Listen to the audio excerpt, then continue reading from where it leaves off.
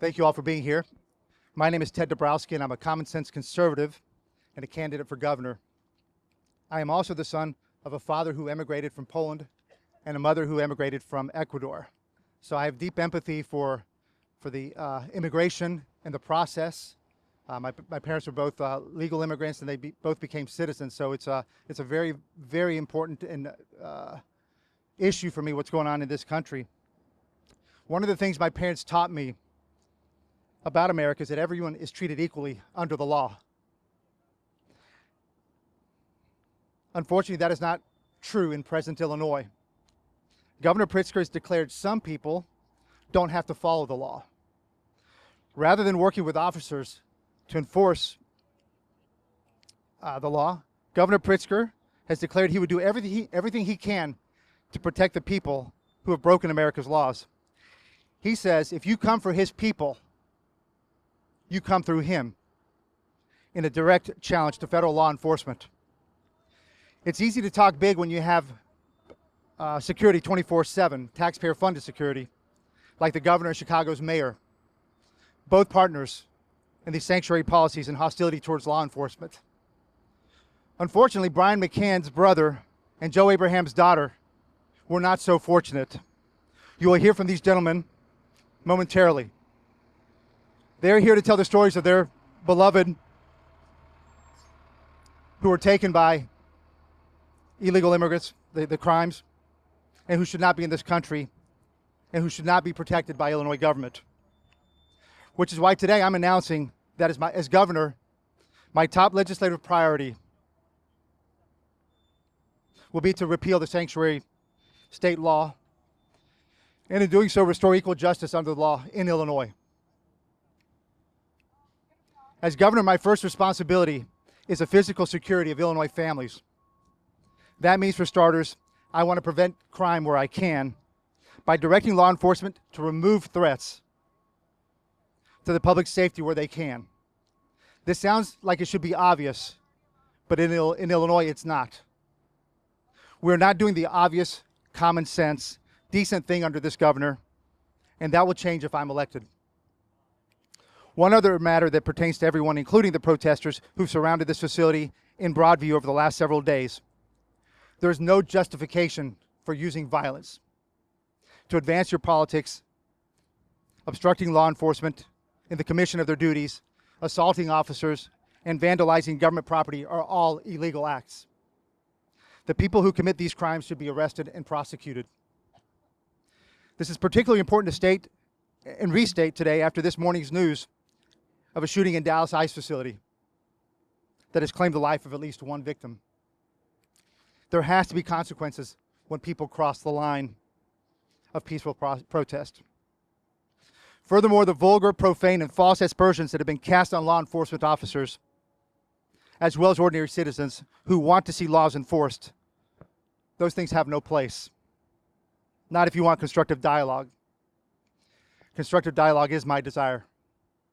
But when Governor Pritzker characterized federal immigration officers as terrorists, whose only interest is being cruel to people, he indicates that is not his desire.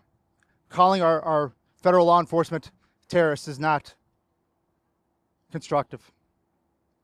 As we have seen in tragic fashion, they're disgusting words that people are free to speak and vile caricatures that people are free to make, but they are not without impact. In these moments of civil strife, political leaders show you who they are. Do they fan the flames to score political points with the extremists, regardless of the dangers they create, as Pritzker has done?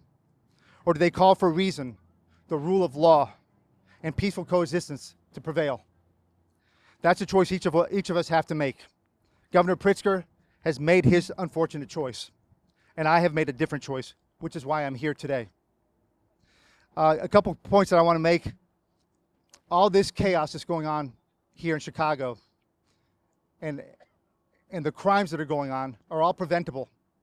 Governor Pritzker could simply hand over criminals in handcuffs from local and state police directly to federal authorities in handcuffs, and there would be no chaos, no crisis.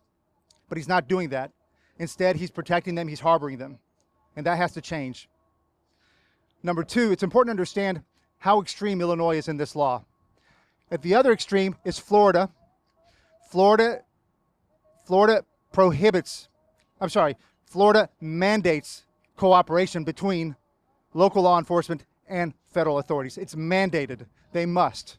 That's why you don't see ICE in Florida in the same way you see them here. Number two, Indiana has flexible laws, so they cooperate with the federal authorities. Here in Illinois, we're at the other extreme.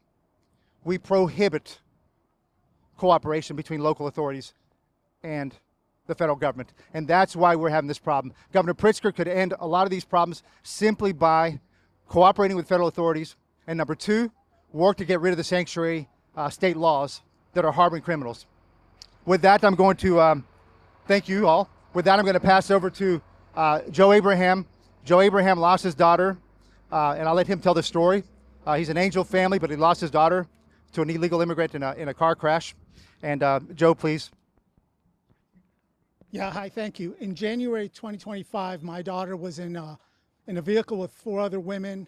They were at a stoplight, and they were hit from the rear at estimated at 78 miles an hour. Katie died on the scene. Another woman died the next day at the hospital. The 2 issues that I'm looking at myself is there was a drunk driving issue, and then he was a Guatemalan national using a Mexican national alias. So my only point was when I was starting to speak out, when I was completely ignored by the one-party state that we have here in Illinois, was if you're a leader and you're a leader of the state and you're supposed to protect your people, set up a front-end process. No one's saying this false choice of, you know, I reject this false choice that I've got to accept everybody and anyone and it's a Wild West, or I'm a racist. I utterly reject that. You're a leader of the state. If you think you're getting new arrivals dumped on you, set up a front-end process. The guy who killed Katie could have easily been filtered out. There was no reason for him to even enter the state. And then Katie's not the only one. There are hundreds, probably thousands of Katies out there. And that was my only process. My process is to set up that front end, because when J.B. Pritzker says that, well, we will give them due process and adjudicate them in Illinois judicial system, that's not good enough for me, because the wake you left behind and the bodies behind you are not worth it. Just be rational and reasonable in the process. There's an orderly right way and a wrong way. And right now I sit here and we're in the wrong way. Fix it if you're a leader, and it just cannot be ignored. And Katie's life is worth more than someone with getting due process and adjudicated and spend 10 years, maybe 15 tops, because of Katie. Katie's life was worth more than 10 or 15 years. I'm sorry. She lost 50 to 60 years of her life, and this person will see the light of day again. Katie will not. I'll never see her. She got death. I have a life sentence, and that's my Illinois, and it makes me very sad for our state. Thank you. Thank you, Joe. Next is Brian McCann. Brian also lost a brother several years ago, an angel family as well. Please, Brian. Thanks, Ted and Joe and everybody who's here to listen to our story. Joe mentioned thousands. There's thousands. There's probably 3,000 or 4,000. It's all been documented by our parent organizations, FAIR and CIS and other organizations. Death to American citizens has been going on at the hands of illegal alien criminals for many years now. My brother was a victim 14 years ago in the mean streets of Logan Square. He was an insurance broker calling on a client, a good friend of his, in a Mexican restaurant. As he was crossing the street, a prior convicted illegal alien who was granted freedom because Cook County was at the time a de facto sanctuary county. He was released from prison and put on probation, and after he was released from probation 3 months later, June of that year, he killed my brother. The cops arrested him. He was incarcerated, and we were assured that there was something called a hold, that he would not be able to be released from prison. 3 months later, County, under the leadership of Chewy Garcia and Tony Preckwinkle, passed a law to make Cook County officially sanctuary. So this gave my brother's killer, Saul Chavez, an opportunity to post bail and flee, which he did the Sunday before Thanksgiving in 2011. Subsequent to that, I wrote several letters. I testified before Congress, news events like this, all kinds of efforts. Started an organization called AVIAC, which I'll mention in a minute. Long story short, through all these efforts, he was brought to justice 3 years ago. FBI called me after several letters, and they said they think they know where he's at in Mexico City. They flew down there and extradited him, and he was prosecuted in Cook County, and now he's in Robinson, Illinois, in jail serving an 11 or 12-year sentence. I don't know what it was, but justice was served after all these years. He left grandchildren, 2 daughters, several family members all over the country, and I've been representing their interests. Subsequent to this, I joined other members around the country, and we started something called Advocates for Victims of Illegal Alien Crime to provide aid and comfort. When we learned of Joe, we contacted him, and our president and others have been in touch with him. And we like to think that that's helped him somewhat. If you can imagine I can't imagine what it would be like to lose an adult child like he did. It's very tragic.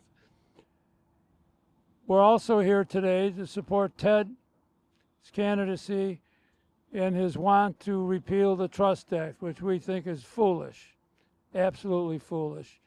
It has enabled the entire state to become sanctuary. I got into an argument with the sheriff where I currently live. I moved out of the city to Kane County, and he was defending the law, and needless to say, I'm not going to vote for him again. Anyhow, we're here. We want to thank you, and with that, I'll pass it back to Ted. Thank you, Brian. Next, we have Chuck Hernandez. Chuck, police force, Chicago Police Force, 30 plus years. There you go. Thank you. Almost. Hi, I'm Chuck Hernandez. I'm the chairman of the Chicago Republican Party and a retired Chicago police detective. I'm here today to let people know that the Republican Party, we love immigrants, but you got to do it the right way, okay? Our mayor and our governor are demonizing the police. They're making efforts to try to undermine law enforcement officers that go out there and risk their life every day. I did that for close to 30 years.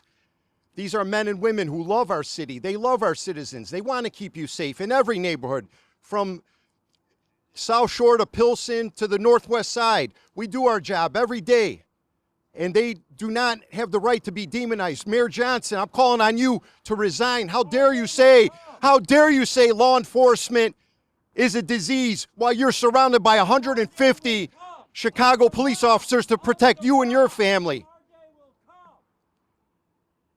We need to support law enforcement. If you're here illegally, you got to do things the right way. Self-deport.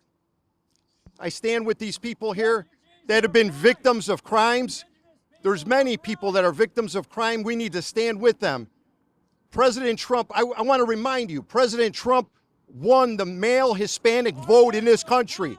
He won all swing states. He ran on mass deportations, and it will happen. All right, thank you. Thank you, Chuck. Next, we have Justin Fuqua from Chicago Flips Red. Thank you for being here, Justin. Thank you. Good morning. My name is Justin Fuqua, and I'm here today not just a founding member of Chicago Flips Red, but as an American citizen who is sick and tired of being ignored.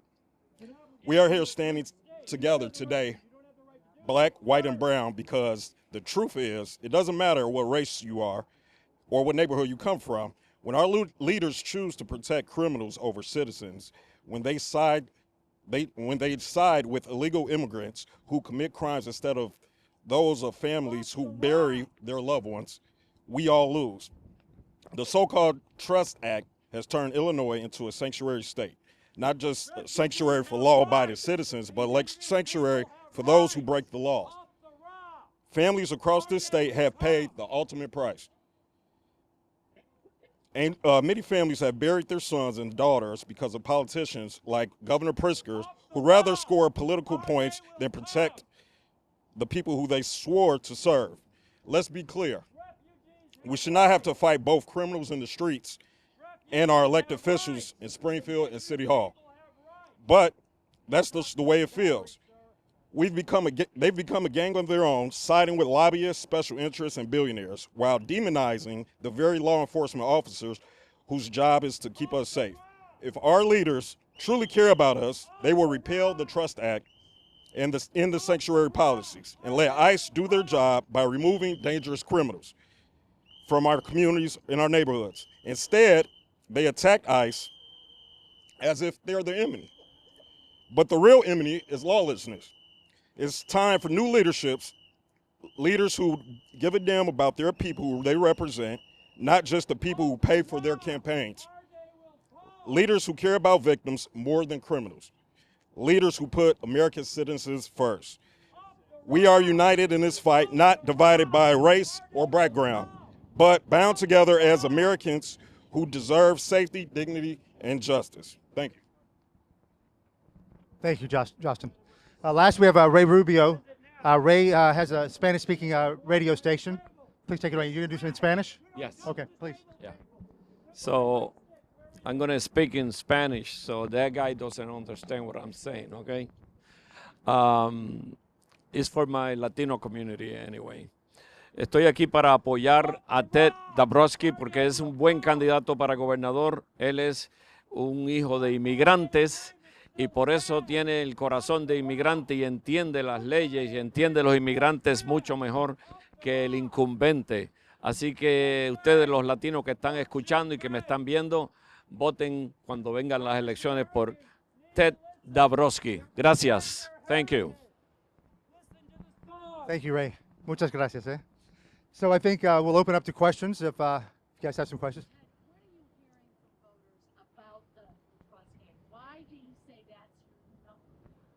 Well, I think if we can't get public safety right, then how are we going to have a functioning state? We already know that Ken Griffin, for example, said his number one issue for taking Citadel away was crime. He couldn't protect his workers anymore, and he said, "I'm leaving." Imagine if that continues. We're talking about our biggest investors, our entrepreneurs, and just ordinary people. Ordinary people who've seen some of the, we've led the country in Chicago in murders 13 years in a row. We had as many as 800 murders recently, and somebody has to care about that. You can't continue to lead the country in murders like that and then allow illegal immigrants who are violent to stay here. So it has to be number one. If we can't protect our people, we don't have a state. And that should be Governor Pritzker's number one role. Up the rock! Our day will come! Where do you stand then with Up the rock! Our day will come! on these deportations? I align with President Trump on trying to bring security. I think the one thing I think he said very well is he doesn't care if crime is down. He wants safe cities. And nobody's talked about our big cities that way. Just because we've gone from 800 murders to whatever it will be, 400 or 500, is that good? Should we be happy? Certainly not in the south and west sides because that's where most of them occur. We should be angry that we still have 400 murders. And so Trump is trying to bring safe cities, and that's a whole new concept where you can walk around and enjoy your city. So I think he's doing the right thing to take away the violent criminals.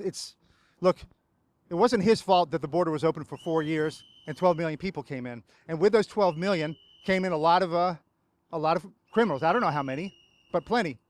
So now we have the job of trying to get them. We know who they are, and protect our society. That's number one. There's a second point I'll make.